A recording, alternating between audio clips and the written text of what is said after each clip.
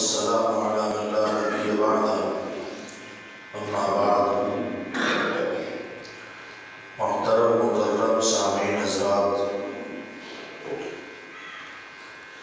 تذکرہ چل رہا ہے بنی اسرائیل سے متعلق جو آیات پرسوں تلاوت کی گئی تھی، کچھ تفسیر پرسوں آئی ہے، کچھ کل ہوئی۔ ایک آیت باقی رہ گئی تھی، وَلَا تَشْتَرُوا بِآيَاتِي ثَمَنًا قَلِيلًا، کہ تم مت لو اللہ تبارک و تعالیٰ کی آیات پر۔ اللہ نے کہا ہے تم میری آیات کے بدلے تھوڑا سمن مت لو، یعنی ان کی تھوڑی قیمت مت لو۔ اس آیت کے اندر اللہ تبارک و تعالیٰ کی آیات کے بدلے میں قیمت لینے کی ممانعت کا مطلب وہی ہے جو آیت کے سباق اور سیاق سے معلوم ہو رہا ہے کہ لوگوں کی مرضی اور ان کے اغراض کی خاطر آیتوں کو گڑ بڑ کر کے ان کے مطلب کے واسطے اللہ تعالیٰ کی آیات کا مطلب غلط بتلا کر، یا ان آیات کی جو اصل حقیقت ہے اس حقیقت کو چھپا کر کے اگر لوگوں کے سامنے میں نے آیات کی حقیقت کو بیان کر دیا اور صحیح بیان کر دیا تو لوگوں کو بات اچھی نہیں لگے گی، جس کی وجہ سے میری کمائی نہیں ہوگی۔ یہ غلط بات ہے۔ اللہ تبارک و تعالیٰ نے خود قرآن کریم کے اندر اس کی وضاحت کی ہے، وَلَا تَشْتَرُوا بِآيَاتِي ثَمَنًا قَلِيلًا۔ یہ کام کہ ہم آیتوں کو گڑ مڑ کر کے ان کو الٹا سیدھا امت کے سامنے پیش کر کے اس کے اوپر اگر کمائی کر رہے ہیں، پیسہ کما رہے ہیں، تو یہ کام باجماع امت بالکل حرام ہے، ناجائز ہے۔ اب قرآن کریم کے اوپر اجرت لینے کی بات چل رہی ہے کہ قرآن کریم کے اوپر اجرت نہ لیں، تو رہا مسئلہ کہ کسی کو اللہ تعالیٰ کی آیات صحیح بتلا کر یا اس کو پڑھا کر کے اس کے اوپر اجرت لینا کیسا ہے؟ یعنی مدارس کے اندر جب اساتذہ پڑھاتے ہیں تو پھر تو ان کا اجرت دینا بھی درست نہ رہا؟ نہیں، ایسا نہیں ہے۔ اس آیت کا تعلق مدارس میں پڑھانے والے اساتذہ کرام سے بالکل بھی نہیں ہے، اور یہ مسئلہ کہ مدارس کے اساتذہ تنخواہ لیں گے قرآن پڑھانے کی یا نہیں لیں گے، امام تنخواہ لیں گے یا نہیں لیں گے، مدرسوں میں حدیث و فقہ پڑھانے والے اساتذہ تنخواہ لیں گے یا نہیں لیں گے، وہ معاملہ بالکل الگ ہے، اس کی الگ بحث ہے۔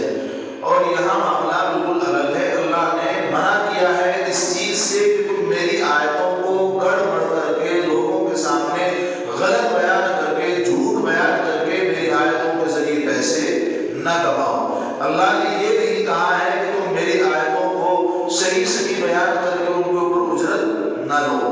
آگے اس کا تفصیلی مسئلہ آ رہا ہے۔ اس آیت کا مسئلے کا تعلق اساتذہ اور ائمہ اور مؤذنین یہ سب تنخواہ لیں گے نہیں، اس کا تعلق آیت مذکورہ سے بالکل بھی نہیں ہے۔ یہ مسئلہ الگ زیر بحث ہے کہ تعلیم قرآن پر اجرت اور معاوضہ لینا جائز ہے یا نہیں۔ فقہائے امت کا اس میں اختلاف ہے۔ امام مالک، امام احمد اور امام شافعی رحمۃ اللہ علیہ، ان تینوں حضرات نے تو یہ کہا ہے کہ لینا جائز ہے، لیکن امام ابو حنیفہ رحمۃ اللہ علیہ نے اس وقت، الفاظ کو غور کرنا، امام ابو حنیفہ رحمۃ اللہ علیہ نے اس وقت اس کو ناجائز قرار دیا تھا، اس لیے کہ انہوں نے وجہ بیان کی تھی کہ اللہ کے نبی صلی اللہ علیہ وسلم نے صحابہ کرام کو جو الگ الگ علاقوں میں خطوں میں بھیجا تھا تو وہ اس واسطے نہیں بھیجا تھا کہ قرآن کریم کو آپ کمائی کا ذریعہ بنائیں، مال و دولت کمانے کا ذریعہ بنائیں، بلکہ اس واسطے اللہ کے نبی نے بھیجا تھا کہ لوگوں کو اللہ کے کلام کی تعلیم دو، ان کو اللہ کا کلام سکھاؤ، اس کے اوپر اجرت نہ لینا۔ یہ وجہ اور یہ دلیل امام ابو حنیفہ رحمۃ اللہ علیہ نے بیان کی ہے کہ قرآن کریم کی تعلیم پر اجرت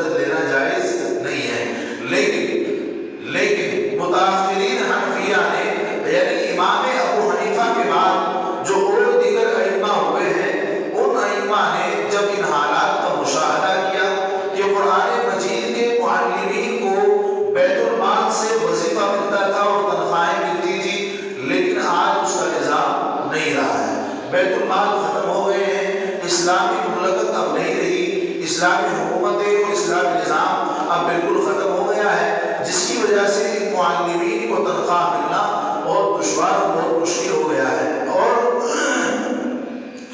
یہ اگر اپنے معاش کے لیے کسی محنت اور مزدوری کو کرتے ہیں، کسی محنت اور مزدوری تجارت وغیرہ میں لگ جاتے ہیں، تو بچوں کو تعلیم قرآن کا سلسلہ بالکل بند ہو جائے گا۔ اس لیے اگر علماء، حفاظ، قراء اگر یہ بھی لوگ مزدوری میں لگ جائیں اور کمائی کے چکر میں پڑ جائیں، دنیا کمانے لگے، تو پھر مدارس کے اندر پڑھانے والا کون ہوگا؟ مساجد میں امامت کرانے والا کون ہوگا؟ مؤذنین کون بنیں گے؟ مسند حدیث پر بیٹھ کر کے قال اللہ و قال رسول کی صدائیں کون بلند کرے گا؟ کون بچوں کو عالم بنائے گا، فاضل بنائے گا؟ تو پھر تو یہ سلسلہ بالکل ہی بند ہو جائے گا۔ تو متأخرین حنفی جنہوں نے پہلے قرآن کریم کے اوپر اجرت لینے کو ناجائز قرار دیا تھا، امام ابو حنیفہ کے بعد اسی جماعت سے یعنی حنفیہ کی جماعت ہی میں سے بعد والے لوگوں نے جو ہے اس کو جائز قرار دیا ہے کہ وہ قرآن کریم پڑھانا، بچوں کو سکھانا ایک دن بھر کا مشغلہ ہوتا ہے۔ آدمی اسی کے اندر گھرا رہتا ہے دن و رات، وہ مزدوری نہیں کر پاتا ہے، کمائی کا کوئی اور ذریعہ نہیں ہوتا ہے، اس لیے تعلیم قرآن پر تنخواہ لینے کو بضرورت جائز قرار دیا ہے۔ اس لیے مدرسے میں پڑھانے والے اساتذہ، مسجد میں امامت کرنے والے ائمہ، اور اس کا ایک اور اصول آگے آ رہا ہے کہ مسجد کے امام مؤذنین کو تنخواہ کیوں دی جاتی ہے، اس کی کیا وجہ ہے، کیوں ان کے واسطے جائز ہے؟ تو ایک بات تو یہ بھی کہ قرآن کریم کی تعلیم کے اوپر اجرت لینا کیا ہوا؟ جائز ہو گیا۔ اور امام ابو حنیفہ رحمۃ اللہ علیہ نے شروع میں جو فتویٰ دیا تھا کہ قرآن کریم کے اوپر اجرت لینا جائز نہیں ہے، وہ اس وجہ سے دیا تھا کہ اس وقت میں اسلامی حکومت تھی، اسلامی مملکت تھی، ائمہ کے، مؤذنین کے، اساتذہ کے اور حکمرانوں کے سب کی تنخواہیں جو تھی وہ بیت المال سے آیا کرتی تھی، لیکن اسلامی حکومت اب نہ رہی، اس لیے بعد والے حنفیہ حضرات نے چونکہ بیت المال ختم ہو گئے، اسلامی مملکت ختم ہو گئی، تو اب مسئلہ بدلنا پڑا، اس لیے کہ فقہ کا اصول ہے کہ جیسے جیسے حالات بدلتے ہیں ان کے اعتبار سے مسائل بدل جاتے ہیں، مسائل خود بخود بدل جاتے ہیں۔ اب اگر بیت اسی مسئلے پر کھڑے رہتے اور وہی ٹکے رہتے کہ بھئی امام ابو حنیفہ نے یہ بات کہہ دی تو یہ بات اب بدلی نہیں جا سکتی ہے، نہیں، ایسا نہیں ہے۔ اس وقت میں ان کی بات معتبر تھی اور قابل اعتماد تھی، قابل عمل تھی، کیوں؟ اس واسطے کہ معاش کی اور کمائی کی ائمہ کو، مؤذنین کو اور اساتذہ کو کوئی ضرورت نہیں تھی، اس لیے کہ انہیں بیت المال سے تنخواہ دی جا رہی تھی، ان کے اخراجات پورے ہو رہے تھے، لیکن بعد میں چل کر کے جہاں سے ان کے اخراجات پورے ہوتے تھے وہ راستہ بند ہو گیا، بیت المال ختم ہو گئے، اسلامی حکومت نہ رہی۔ اب یہ مشغلہ ایسا مشغلہ ہے کہ بھئی ایک آدھ گھنٹہ پڑھایا اس سے تو تعلیم بچوں کو حاصل نہیں ہو سکتی ہے، بلکہ قرآن کریم سیکھنے اور سکھانے کا مسئلہ ایک ایسا مسئلہ ہے کہ جو اپنے سیکھنے اور سکھانے کے لیے دن رات چاہتا ہے، مستقل وقت چاہتا ہے، آدمی کو مستقل فارغ چاہتا ہے کہ ایک آدمی مستقل رہ کر کے 10-5 بچوں کو بٹھا کر کے انہیں دن رات پڑھائے، تب یہ علم حاصل ہوتا ہے اور یہ تعلیم ہم تک پہنچتی ہے۔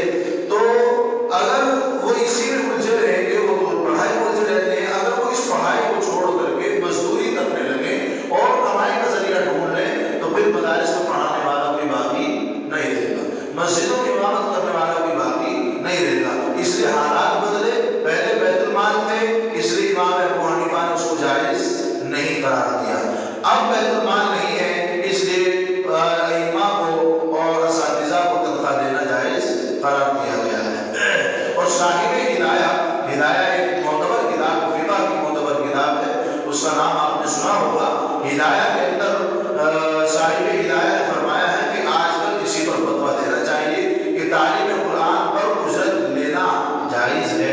صاحب ہدایہ کے بعد آنے والے دوسرے فقہا نے بھی بعض ایسے ہی دوسرے وظائف پر جن پر تعلیم قرآن کی طرح دین کی بقا وقوف ہے، مثلا امامت اور اذان، اگر امام نماز نہ پڑھائے تو ہمارا دین بالکل ضائع ہو جائے گا، لوگ بالکل برباد ہو جائیں گے، دین سے ہاتھ دھو بیٹھیں گے۔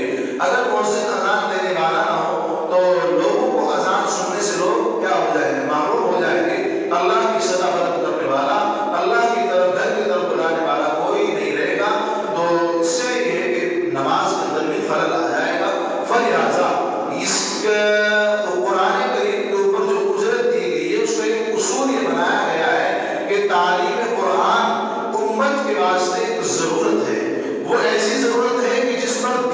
بقا موقوف ہے۔ اگر تعلیم قرآن حاصل نہ کی جائے اور لوگوں کے بچوں کو قرآن کریم نہ پڑھایا جائے، علم دین نہ پڑھایا جائے، تو ہمارا دین بالکل تباہ و برباد ہو جائے گا۔ شریعت کو ہم بالکل بھول بیٹھیں گے، شریعت ہمارے ہاتھوں سے نکل جائے گی۔ اس لیے قرآن مدارس کے اندر پڑھنا پڑھانا اور مدارس کا موجود ہونا، ان میں اساتذہ کو پڑھانا، یہ ہمارے دین کی بقا اور اس کی سلامتی کا ضامن ہے اور اس کے ذمہ دار ہیں، اور وہ اس کام کو کرتے ہیں اس لیے کہ وہ دین کی بقا یعنی اہم کام کو انجام دے رہے ہیں، اس واسطے ان کو تنخواہ دینا بھی درست ہو گیا۔ امام مسجد کے اندر امامت کر رہا ہے، اگر امام نماز پڑھانے والے نہ ہوں تو ہمارا دین بالکل درہم برہم ہو جائے گا۔ لوگ اللہ کو بالکل بھول جائیں گے، اللہ کی عبادت کرنا بالکل بھول جائیں گے۔ اس لیے وہ بھی دین کے اہم کام کو انجام دے رہا ہے، جو کہ دین کا ستون ہے، اس کی ادائیگی وہ ہمارے واسطے کرا رہا ہے۔ اس لیے امام کو وظیفہ اور تنخواہ دینا جائز اور درست ہے۔ جائز اور درست ہی نہیں ہے بلکہ بعض علماء نے تو آگے بڑھ کر کے کہا ہے کہ 7-8 ہزار روپے میں امامت کرنے والے ائمہ کے پیچھے امام جو نماز پڑھتے ہیں ان کو شرم آنی چاہیے اور انہیں اپنے اوپر ان کی تنخواہوں کو ڈیپینڈ کرنا چاہیے۔ عام آدمی جو ہوتا ہے وہ 25-30 ہزار روپے اپنی مہینے کی تنخواہ لیتا ہے، مہینے میں کماتا ہے اور اس کو خرچ کرتا ہے، پھر بھی اس کی ہائے توبہ مچی رہتی ہے کہ خرچ پورے نہیں ہوتے ہیں، پریشان ہیں۔ وہ تو 20-25 ہزار اس کے گھر کے خرچ پورے نہیں ہو رہے ہیں۔ ایک مسجد کا امام ہی اس کے پاس ایسا کون سا وظیفہ ہے کہ جو اس کی 7-8 ہزار روپے میں ضرورتیں پوری ہوتی ہیں؟ اگر وہ تنخواہ بڑھانے کے لیے کہتے ہیں کہ بھائی سب جگہوں پہ ہی ہے، سب جگہوں سے ہمیں کیا مطلب ہے؟ جب تک امام کی تنخواہیں درست نہیں ہوں گی تو گویا کہ سمجھیے کہ آپ کی نمازیں بھی درست نہیں ہوں گی۔ اس لیے کہ امام کو فکر رہے گی ہر وقت کہ کہیں سے کچھ نہ کچھ حاصل ہو جائے، اپنی کمائی کو کسی طریقے سے بڑھائے، اور وہ اس انتظار میں رہتا ہے کہ کہیں مجھے اس طرح کا موقع ملے کہ میں اپنے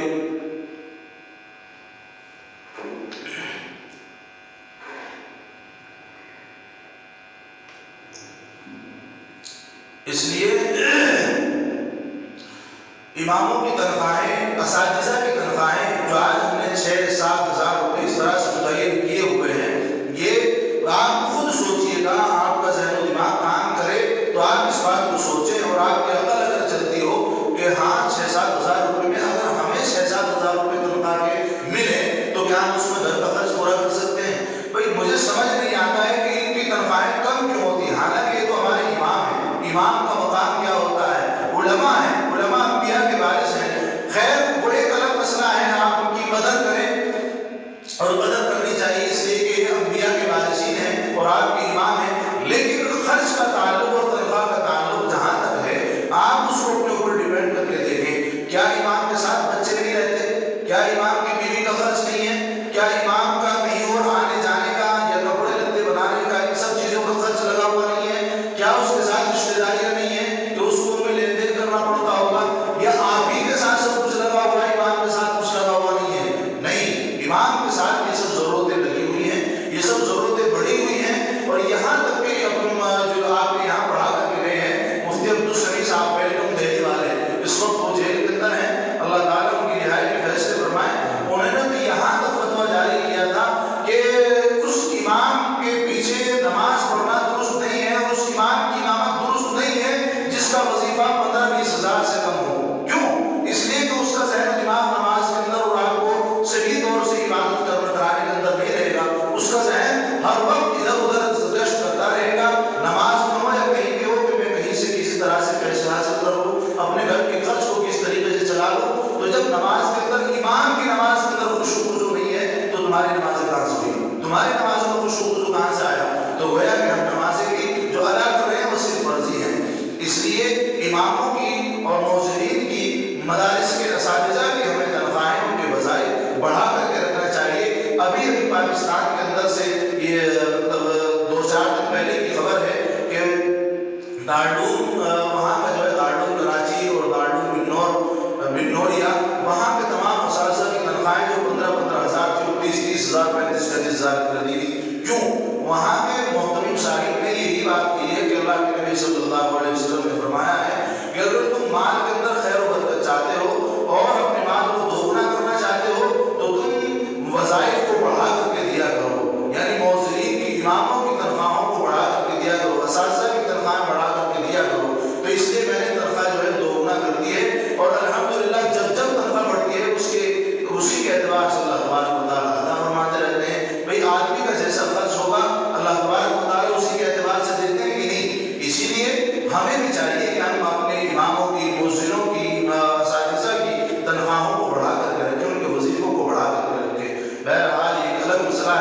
بتانا یہ تھا کہ تعلیم قرآن کے اوپر اجرت لینا جائز ہے یا نہیں. تو قرآن کریم کے اوپر اجرت لینا جائز ہے.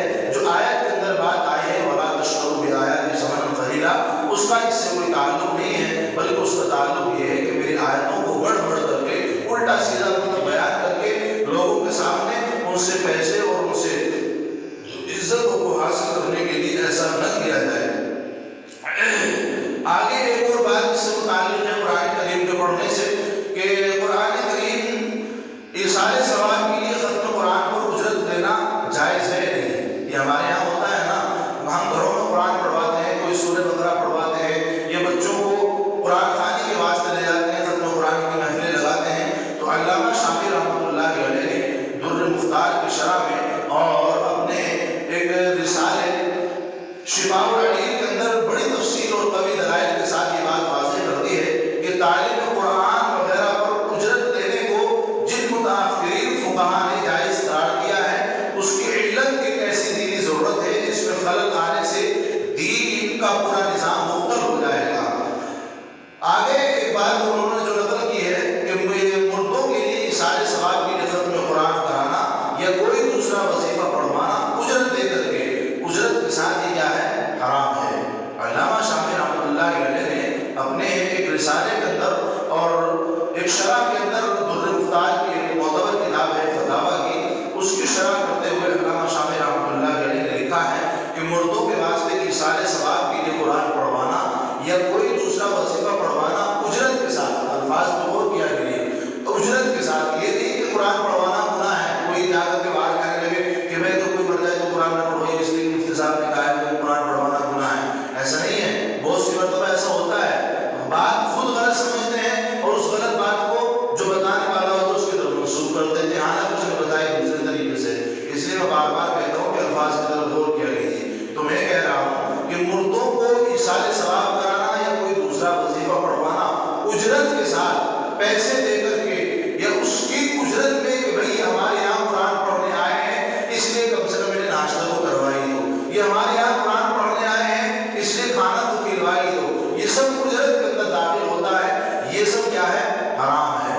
اس لیے اس بات کا خیال رکھا جائے کہ کسی کے انتقال کے بعد گھروں میں جو قرآن کی محفلیں لگائی جاتی ہیں اور ختم قرآن کرائے جاتے ہیں جن کے اوپر اجرتیں دی جاتی ہیں، وہ اجرت دینا بالکل جائز نہیں ہے، بالکل حرام ہے. اور جب یہ کام حرام ہوا تو قرآن کریم پڑھنے والا اور پڑھوانے والا، اس لیے کہ اجرت دینا بھی حرام ہے، لینا بھی حرام ہے. جب اصول بیان کر دیا گیا تو قرآن پڑھنے والا بھی اور پڑھوانے والا بھی کیا ہوئے؟ دونوں گناہگار ہوئے. اور جب اس قرآن کو پڑھنے سے ان کو گناہ مل رہا ہے اور اس کو ثواب خود کو نہیں مل رہا ہے پڑھنے والے کو اور پڑھوانے والے کو، تو مردے کو کیا ثواب پہنچے گا؟ مردے کو کہاں سے ثواب پہنچاؤ گے جب ثواب تمہیں ہی نہیں ملا؟ تم نے اتنی محنت کی، جدوجہد کی، قرآن پڑھا، لیکن تمہیں ثواب نہیں مل رہا ہے بلکہ الٹا کیا مل رہا ہے؟ گناہ مل رہا ہے. تو مردوں کو کہاں سے ثواب پہنچے گا؟ اس لیے گھروں کے اندر جو قرآن خوانیاں کرائی جاتی ہیں مردوں کے ایصال ثواب کے لیے ان کے اوپر اجرتیں دی جاتی ہیں، یہ بالکل درست نہیں ہے، بالکل ناجائز ہے اور حرام ہے. اس لیے کہ مردوں کے واسطے قرآن پڑھوانا، اس میں اگر نہ پڑھوائیں تو کوئی دین کا کوئی غرض نہیں ہوتا ہے. اس لیے کہ مردوں کے واسطے اگر قرآن گھر کے اندر نہ پڑھوایا جائے تو دین کی اس میں کوئی خرابی نہیں ہے. گھر والے کو بیٹھ کر اپنے مردوں کے لیے قرآن پڑھیں. قرآن کی محفلیں لگانے کے لیے کس نے کہا ہے کس طرح کی محفل لگائے جائے جن پہ اجرت دی جائے؟ ہاں، اگر تمہیں قرآن گھر کے اندر قرآن پڑھوانا ہی ہے، محلے کے بچے بچیاں اکٹھا کر کے سب سے قرآن پڑھو، چونکہ نہ ہی تو اس کے بعد ناشتہ، نہ ہی اس کے بعد کھانا اور نہ ہی اس کے اوپر کوئی اجرت، یہ بالکل بھی درست نہیں ہے. بہت سارا جی بس آئے ہیں اس لیے کروا دیں ناشتہ، یا اچھا سے نہیں لگتا اس طرح سے، اچھا لگے یا نہ لگے شریعت کو چوک چلا بالکل بھی برداشت نہیں ہے. شریعت کا جو حکم ہے وہ حکم رہے گا. اجی نہیں یہ بس بچوں کو ہم ایسے اپنی طرف سے دے رہے ہیں، اس وقت ہی کیوں دے رہے ہیں؟ اس سے پہلے کیوں نہیں دیا بچوں کو؟ اس سے پہلے آپ کو دل کیوں نہیں کرا کہ ہم ایسے بچوں کو کچھ پیسے دے رہے ہیں یا بچوں کو ایسے کچھ کھلا رہے ہیں؟ یا اس کے بعد دل کریے گا اپنے دل کو ایسا بنائیں کہ اس وقت دل نہ کرے، یا تو اس سے پہلے آپ بچوں کو اجرت دیں، یا آپ کا دل چاہ رہا ہے کہ ہم بچوں کو کچھ ہدیہ دیں، کچھ بچوں کو کھلائیں پلائیں. تو قرآن خوانی سے پہلے یعنی 2-4 دن پہلے آپ کو کوئی ارادہ بھی نہیں تھا قرآن خوانی کا، آپ نے دعوت کر دی، بہت اچھی بات ہے، آپ کی دل کی حسرت پوری ہو گئی. لیکن قرآن خوانی کے بعد یہ بس من کر رہا ہے کہ لوگ آئے ہیں، کھانا بھی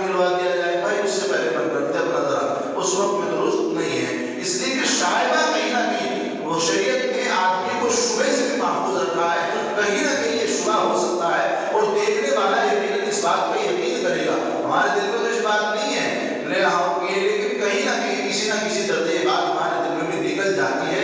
اور دوسرا دیکھنے والا یہ کہے گا بھائی انہوں نے قرآن خوانی کرائی تھی اس لیے بعد میں بچوں کی دعوت کر رہے ہیں, ان کو کھانا کھلوا رہے ہیں, گویا کہ ان کو اجرت دے رہے ہیں, اور یہ درست نہیں ہے. اس لیے کہ شریعت نے شبہ کی جگہ سے بھی اور شبہ کے کام سے بھی بچنے کا حکم دیا ہے. فلہذا جب ہم اپنے گھروں کے اندر قرآن خوانی کرائیں تو اس کے بعد ناشتے اور کھانوں کا انتظام بالکل نہ رکھیں. آپ کو اگر بچوں کو کچھ دینا ہے اپنی خوشی سے تو یا تو اس سے پہلے کہ قرآن خوانی کا ارادہ بھی نہیں تھا, چلو بھائی دے دیا, یا اس کے 2 4 10 5 دن بعد اس نیت سے نہیں کہ بھائی 2 4 دن پہلے آپ نے ہمارے یہاں قرآن پڑھا تھا اس لیے ہم آپ کو یہ سب دے رہے ہیں. نہیں, بس اللہ کی رضا کے واسطے جو ان کو دینا چاہیں یا ان کو کھلانا چاہیں, ان کی دعوتیں کرنا چاہیں. اور میں تو یہاں تک اس بات کو کہتا ہوں کہ بھائی قرآن خوانی کے لیے مدرسے کے بچوں کو نہ بلواؤ. کیوں؟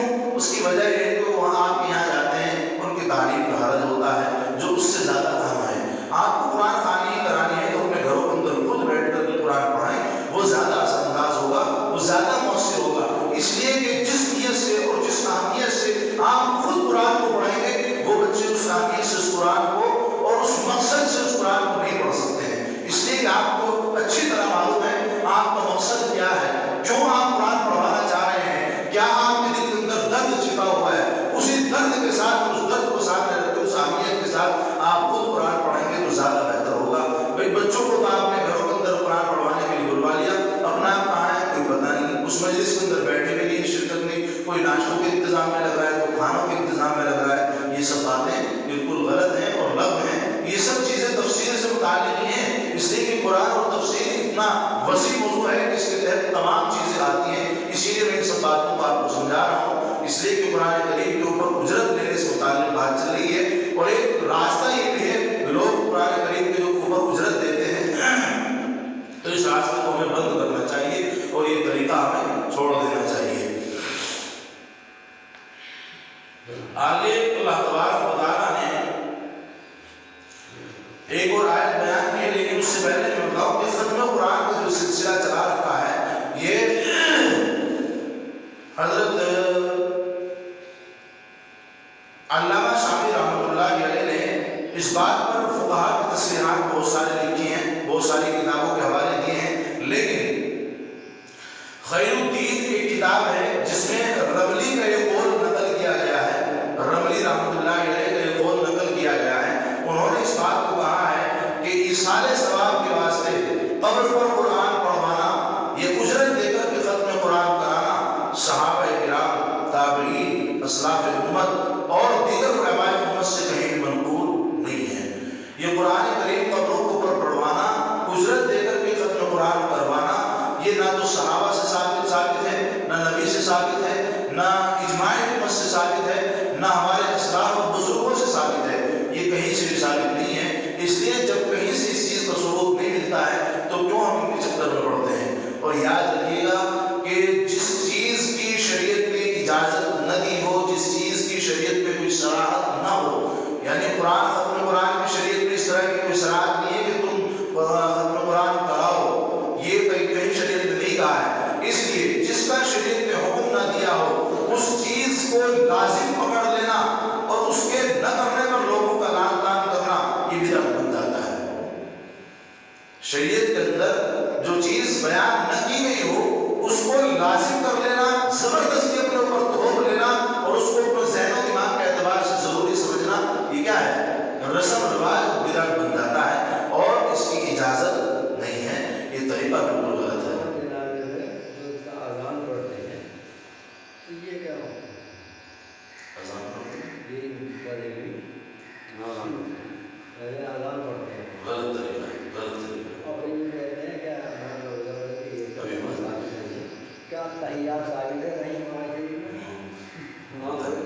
آگے اللہ تبارک و تعالیٰ نے ارشاد فرمایا ہے وَلَا تَلْبِسُوا الْحَقَّ بِالْبَاطِلِ. التحیات ثابت ہے, بتائیں گے کہاں ثابت ہے. وَلَا تَلْبِسُوا الْحَقَّ بِالْبَاطِلِ, اللہ نے آگے ارشاد فرمایا ہے کہ تم حق بات کو غلط باتوں کے ساتھ گڑبڑ کر کے اس کو لوگوں کے سامنے پیش نہ کیا کرو. یہ بات واضح سی ہے کہ ہمیں حق بات کو کبھی بھی چھپانا نہیں چاہیے اور جھوٹ بات کو لوگوں کے سامنے بیان نہیں کرنا چاہیے. اور خود اللہ تبارک و تعالیٰ نے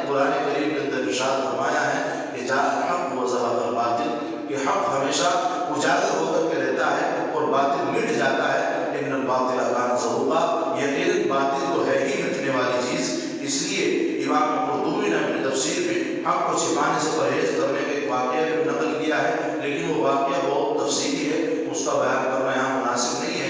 بتانا صرف یہ ہے اور کہنا اور اس آیت کا مقصد صرف یہ ہے کہ جھوٹی باتوں کو گڑ بڑھ کر کے لوگوں کے سامنے اس طرح پیش کرنا جس سے مخاطب مغالطے میں پڑ جائے، یہ جائز نہیں ہے۔ یہی بریلویوں والی بات ولا تلبسوا الحق بالباطل، یہ باطل کو پیش کرتے ہیں، ایسے دلائل پیش کرتے ہیں جن کو اعلیٰ حضرت کو، جن کو نبی اور خدا مانتے ہیں، نہ جانے کیا کیا ان کے عقیدے بنے ہوئے ہیں، ان کے اقوال کو نقل کرتے ہیں، نبی کے اقوال کو چھپاتے ہیں، قرآن کی آیتوں میں تحریف کرتے ہیں، قرآن کی ایک آیت کے اندر کوئی بات نقل کی ہے تھوڑے سے ٹکڑے کے اندر، لیکن پوری بات کیا ہے، پوری آیت کے اندر کیا ذکر کیا گیا اس کو ذکر نہیں کرتے ہیں، اس ٹکڑے کو لے کر کے شور مچانا شروع کر دیتے ہیں، یہاں قرآن سے بات ثابت ہے، ارے بھائی پوری آیت پڑھو، آگے اللہ کیا کہہ رہا ہے اس بات کو بتا کر کے، لیکن ان کا مزاج نہیں ہے، ان کا مزاج یہ ہے کہ قرآن کی چھوٹی سی آیت ہے، کوئی ٹکڑا بیچ میں سے نکال دیا اور بس شور مچانا شروع کر، دیکھو قرآن کے اندر ہے، اس سے پہلے اللہ نے کیا کہا ہے، اس کے بعد کیا ہے، اس کو اوپر پہلے غور کرو، اس کے بعد شروع ہو جاؤ۔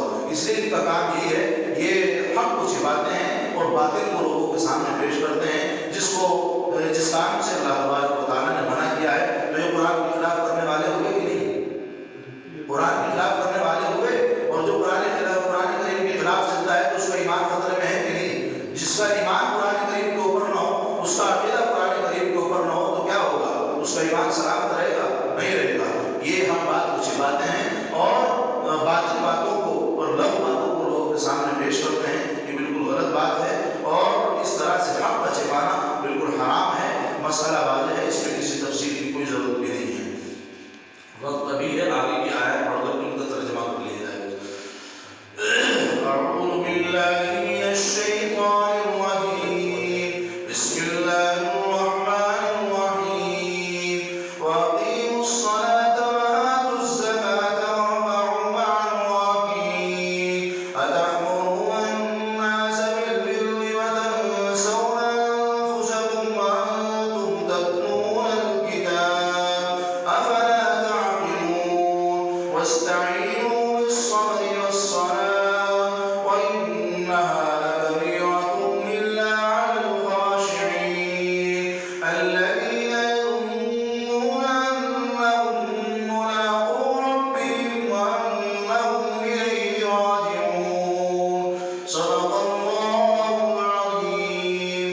وأقيموا الصلاة وآتوا الزكاة واركعوا مع الراكعين، اور قائم رکھو نماز اور دیا کرو زکات اور مجھ کو نماز میں جھکنے والوں کے ساتھ، اور جھکو نماز میں جھکنے والوں کے ساتھ میں، اتأمرون الناس بالبر، یا حکم کرتے ہو لوگوں کو نیک کام کا، وتنسون انفسکم، اور بھولتے ہو اپنے آپ کو، وانتم تتلون الکتاب، اور تم تو پڑھتے ہو کتاب کو، افلا تعقلون، پھر کیوں نہیں سوچتے ہو، کیوں نہیں سمجھتے ہو، واستعینوا بالصبر والصلاة، اور مدد چاہو صبر سے اور نماز سے، وإنها لكبيرة إلا على الخاشعين، اور البتہ وہ بھاری ہے مگر انہیں عاجزوں پر جن کو خیال ہے، جو لوگ اپنے خیال میں نماز کو بھاری سمجھتے ہیں انہیں کو پر یہ چیز بھاری ہے۔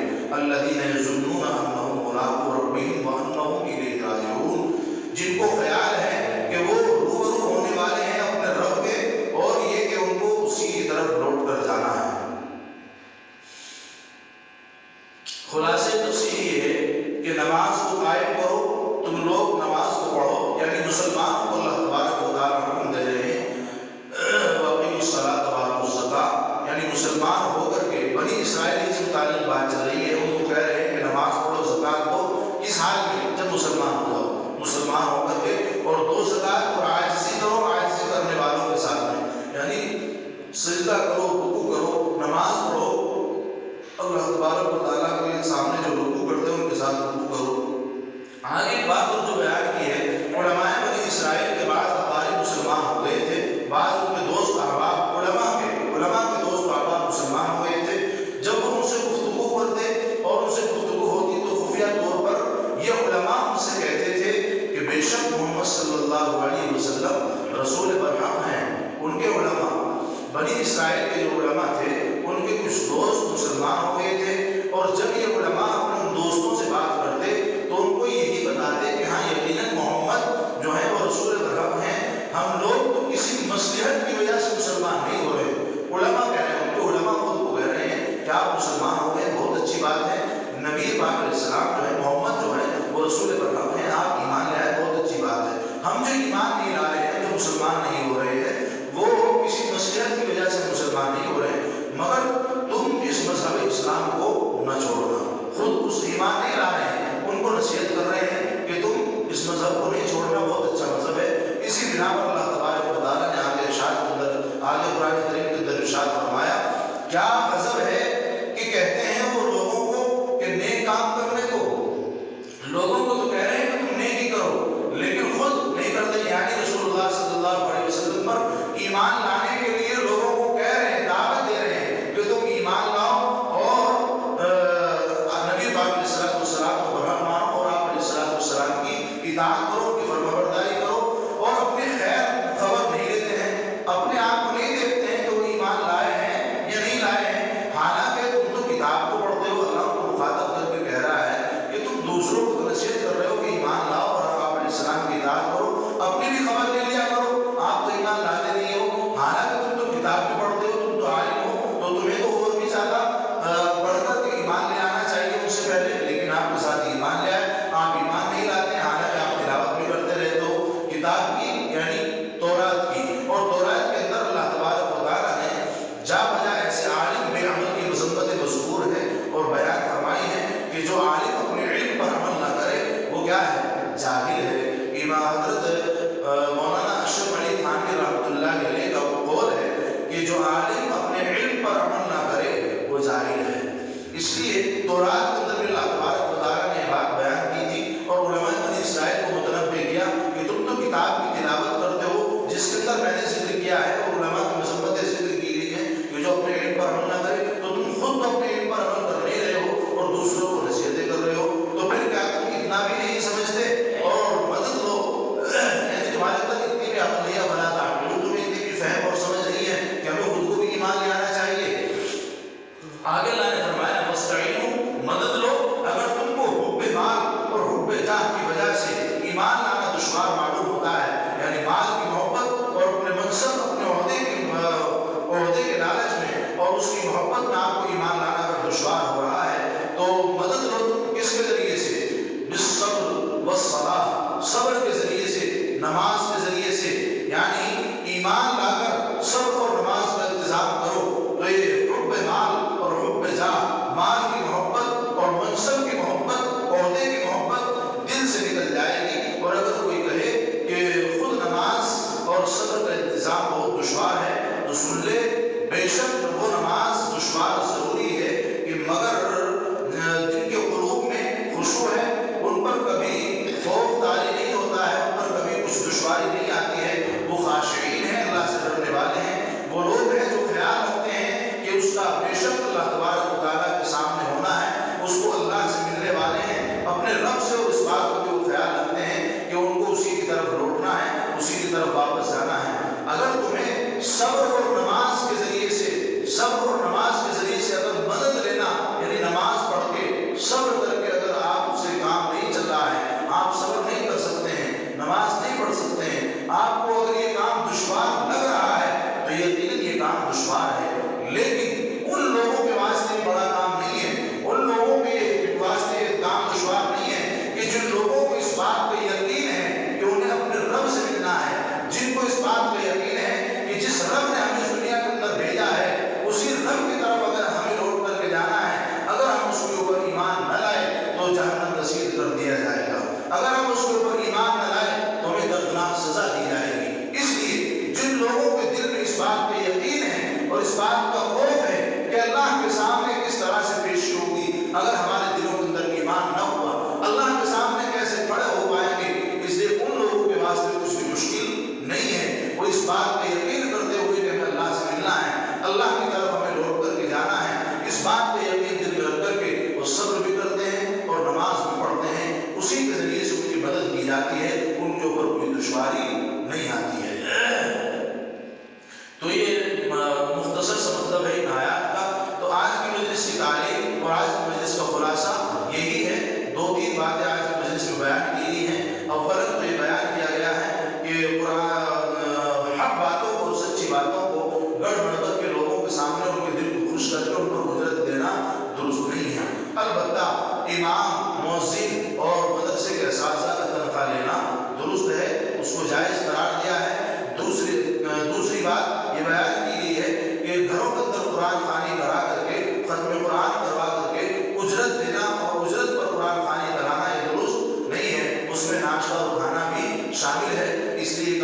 नहीं है, इससे हमें परहेज करना है। 2 बातें।